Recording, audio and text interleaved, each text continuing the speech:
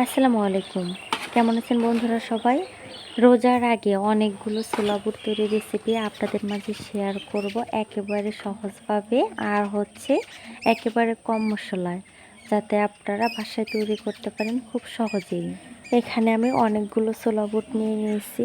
একদিন আগে কিন্তু আমি পানির মধ্যে ভিজিয়ে রেখেছিলাম। এই ছোলা বুট আমি আবার সিদ্ধ করেও নিয়েছি। দেখেন কতটা নরম করে সিদ্ধ করেছি। চুলায় একটি পাত্রে আমি পেঁয়াজ, কাঁচামরিচ, তারপর অনেকগুলো মশলা দিয়ে দিয়েছি। আর পেঁয়াজ আর কাঁচামরিচের পরিমাণটা কিন্তু আমি বেশি দিয়েছি, কারণ ছোলা বুট অনেক বেশি। আর তেলের পরিমাণটাও বাড়িয়ে দিতে হবে।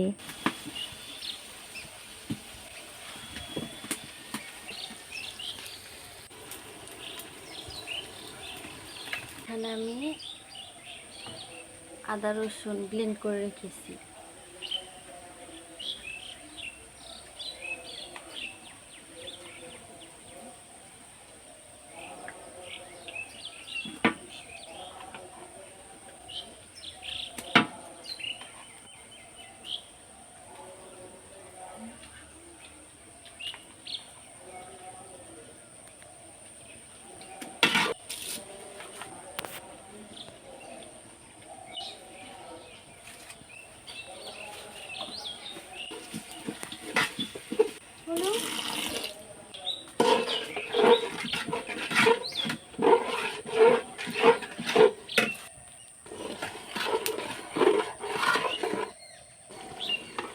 ছোলা বুটের জন্য এই মশলাগুলো আমি খুব ভালোভাবে কষিয়ে নিয়েছি। এবার আমি সবগুলো ছোলা বুট এইখানে দিয়ে দিব।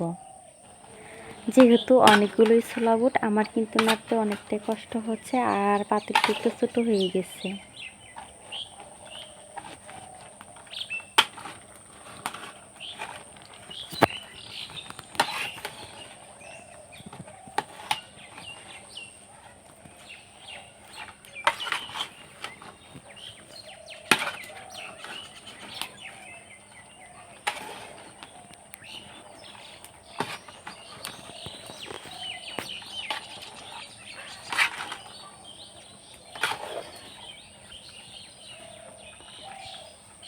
হালকা একটু পানি দিয়ে এই ছোলা বুট নেড়ে চেড়ে অনেকক্ষণ রান্না করে নিতেছি।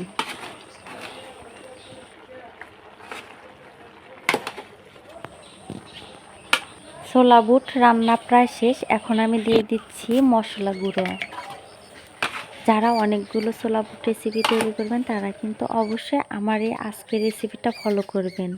আজকের এই রেসিপিটা ফলো করলে খুব সহজেই কিন্তু অনেকগুলো ছোলা বুট রান্না করে নিতে পারবেন। আপনাদের জন্যই কিন্তু আমি খুব সহজে ছোলা বুট তৈরির রেসিপিটা তৈরি করেছি। আজকের এই ছোলা বুট তৈরির রেসিপিটা হয়তোবা আপনাদের একটু হলেও উপকারে আসবে। আর আপনাদের যদি একটু হলেও উপকারে আসে তাহলে প্লিজ আমার চ্যানেলটি সাবস্ক্রাইব করে আমার পাশে থাকবেন। আর যারা আমাকে সবসময়ই সাপোর্ট করেন আর আমার পাশে থাকেন, তাদেরকে জানাই আন্তরিকভাবে ধন্যবাদ। আজকের এই অনেকগুলো ছোলা বুট তৈরির রেসিপিটা কিন্তু আমি খুব সহজে আর কম মশলায় তৈরি করে দেখিয়েছি, যাতে আপনাদের জন্য খুব সহজ হয় বাসায় তৈরি করতে। তো সবাই ভালো থাকবেন। আল্লাহ হাফেজ।